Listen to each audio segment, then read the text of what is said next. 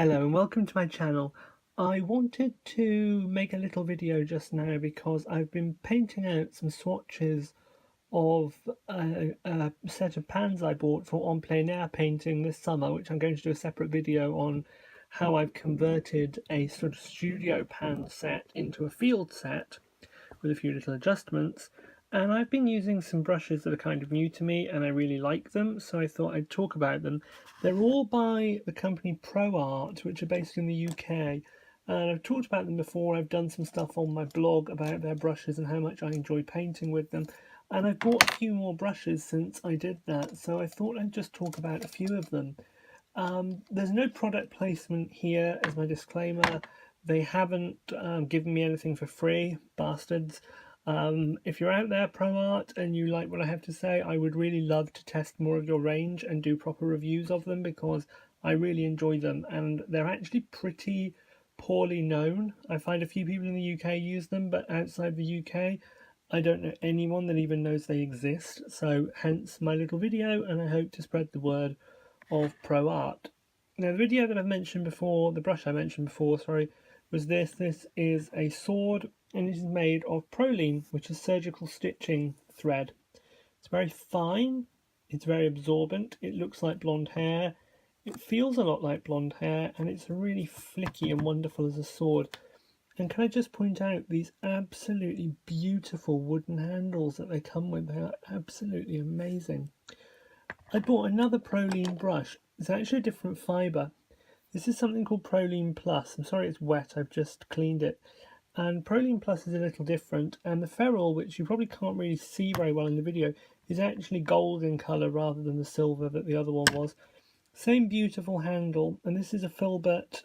It is a Prolene Plus is the fibre, and it's a size 8 Filbert, and the catalogue number is 009 if anyone wants to buy it. The sword was 9A, and it's the small sword. They do have medium and large as well.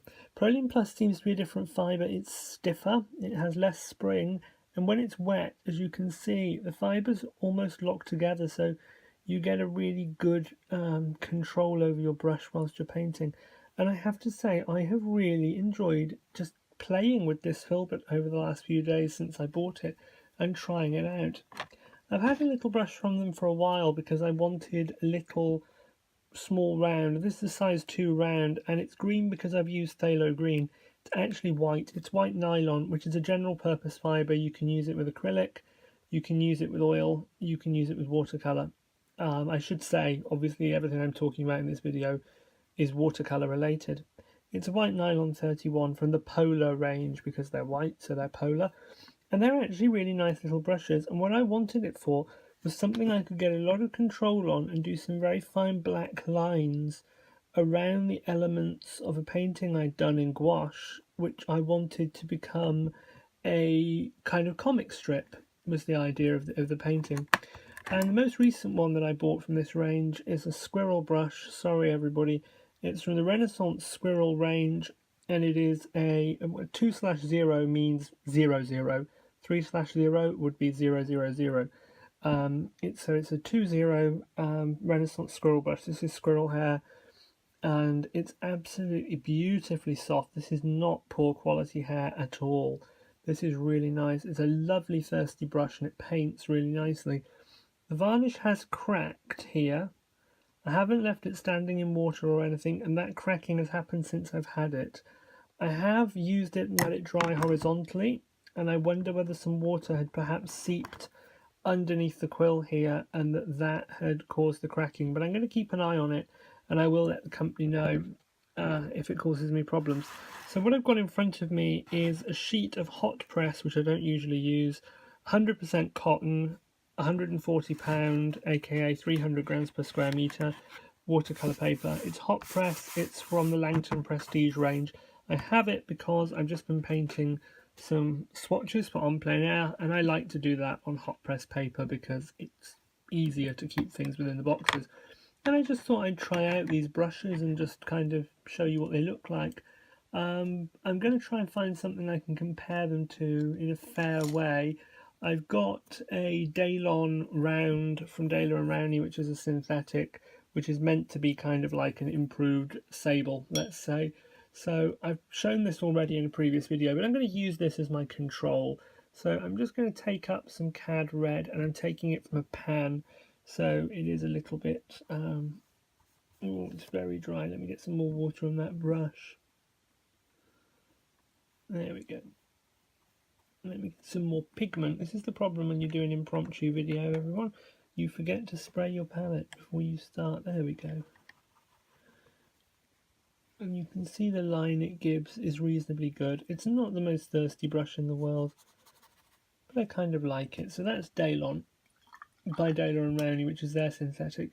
I won't show one of my sables because I don't have one to hand right now. They've just been washed. So I'll show the beautiful Prolene. Actually, I'm going to show the sword first of all. So once you wet the sword, it becomes this kind of weird curvy shape, which is really pretty. And I'm going to use cad orange, I think, which may have a bit of purple in it because I've just been making some mixes and swatching those. It's going to be hard to show it, I think, because, oh no, there we go. You get these beautiful fine lines, and if you want to paint grass, you can twist and get all sorts of effects. So that is the beautiful Prolene sword, and I have to say that's one of my favourite special effect brushes that I've ever had. I've been painting for 20 odd years, and I really enjoy that one. Now let's try the Prolene Plus, and I'm going to show you this one with emerald. I'm using all the colours I don't use very much because I want an excuse to use them.